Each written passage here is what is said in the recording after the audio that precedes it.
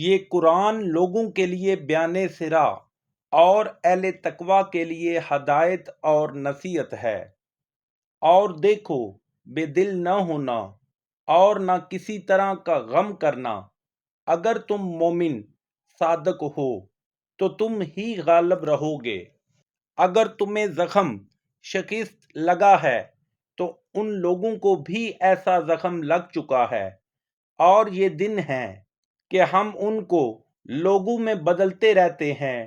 اور اس سے یہ بھی مقصود تھا کہ اللہ ایمان والوں کو متميز کر دے اور تم میں سے گواہ بنائے، اور اللہ بے انصافوں کو پسند نہیں کرتا۔ اور یہ بھی مقصود تھا کہ اللہ ایمان والوں کو خالص مومن بنا دے اور کافروں کو نابود کر دے۔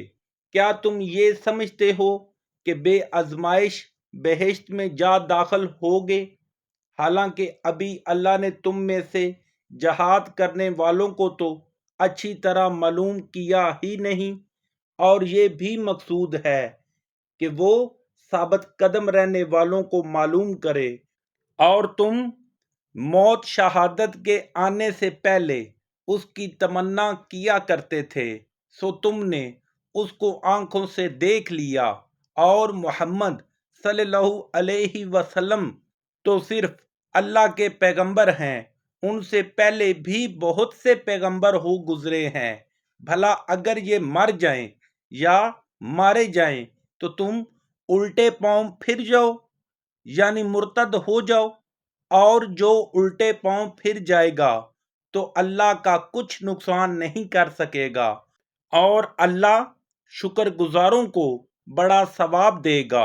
اور کسی شخص میں طاقت نہیں کہ اللہ کے حکم کے بغیر مر جائے، اس نے موت کا وقت مقرر کر کے لکھ رکھا ہے۔ اور جو شخص دنیا میں اپنے اعمال کا بدلہ چاہے اس کو ہم یہیں بدلہ دے دیں گے، اور جو آخرت میں طالب ثواب ہو اس کو وہاں اجر عطا کریں گے۔ اور ہم شکر گزاروں کو ان قریب بہت اچھا صلہ دیں گے۔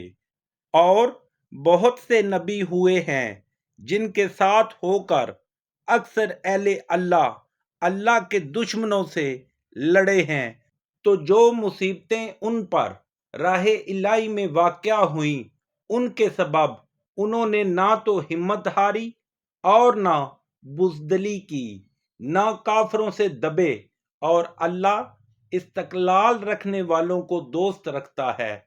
اور اس حالت میں ان کے منہ سے کوئی بات نکلتی تو یہی کہ اے پروردگار، ہمارے گناہ اور زیادتیاں جو ہم اپنے کاموں میں کرتے رہے ہیں معاف فرما، اور ہم کو ثابت قدم رکھ اور کافروں پر فتح عنایت فرما۔